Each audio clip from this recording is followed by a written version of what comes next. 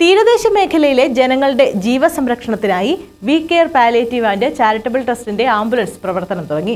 കൊല്ലം bishop doctor Paul Antony Mullassery flag off ചെയ്തു.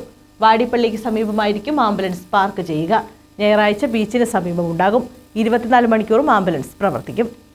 24 മണിക്കൂറും ambulance പ്രവർത്തന നിരതമായിരിക്കും. തീരദേശത്തെ ജനങ്ങൾക്ക് ആവശ്യം വന്നാൽ ആംബുലൻസിന് വേണ്ടി ഇനി കിലോമീറ്ററുകൾ പോകേണ്ട ആവശ്യമില്ലെന്നും വി കെയർ പാലിയേറ്റീവിന്റെ ഈ ഉദ്യമം തീരദേശ ജനതയോടുള്ള ഐക്യദാർഢ്യമാണെന്നും ബിഷപ്പ് പറഞ്ഞു. വി കെയറിന്റെ പാലിയേറ്റീവ് കെയറിന്റെ ആഭിമുഖ്യത്തിലുള്ള ഈ ആംബുലൻസ് ഇവിടെ ആവശ്യമുള്ളവർക്ക് സഹായമായിട്ട് എപ്പോഴും ഉണ്ടായിരിക്കും.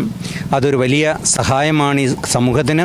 അതിനേക്കാൾ സമൂഹത്തിന് വേണ്ടിയുള്ള ഈ ശ്രദ്ധ മറ്റുള്ളവർക്കും ഒരു മാതൃകയാണ് എന്ന് ഓർമ്മിപ്പിക്കുന്നു. ഇത് ഇന്നേ ദിവസം പ്രത്യേകിച്ച് കുടുംബത്തോട് കരുതൽ കാണിച്ച, തൻ്റെ കുടുംബത്തെ വളരെ കരുതലോടുകൂടി നയിച്ച വിശുദ്ധ ഔസേപ്പിതാവിൻ്റെ തിരുനാൾ ദിവസത്തിൽ ഇത് ഉദ്ഘാടനം ചെയ്യുന്ന വലിയ സന്തോഷമുണ്ട്. തീരദേശത്ത് ഇപ്പോൾ ആംബുലൻസ് സൗകര്യമില്ലാത്തതിനാൽ ആവശ്യങ്ങൾ തിരിച്ചറിഞ്ഞുള്ള പ്രവർത്തനമാണ് V care പാലിയേറ്റീവിൻ്റേത്.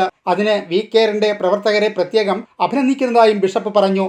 V care palliative chairman George F Xavier Valiyaveedu അധ്യക്ഷനായിരുന്നു. വാടി ഇടവക വികാരി father Christopher Henry, FCDP director father Joby, father Jacob Mendes, we care treasurer Betsy Edison, vice chairman Ignatius Victor, chief coordinator captain Christopher D'Costa, executive committee അംഗങ്ങളായ doctor Wilson Elias Victoria, retired deputy commandant K Chandran, Jwala women's power general secretary Shanthini Prakash, treasurer Sojalin David എന്നിവർ സംസാരിച്ചു.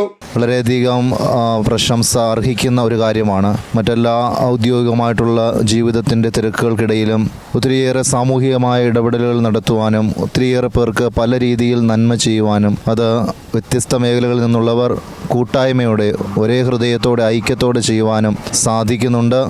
ഇതിൻ്റെ പ്രവർത്തകരെ പ്രത്യേകമായിട്ട് അഭിനന്ദിക്കുന്നു. ന്യൂസ് ബ്യൂറോ, കൊല്ലം.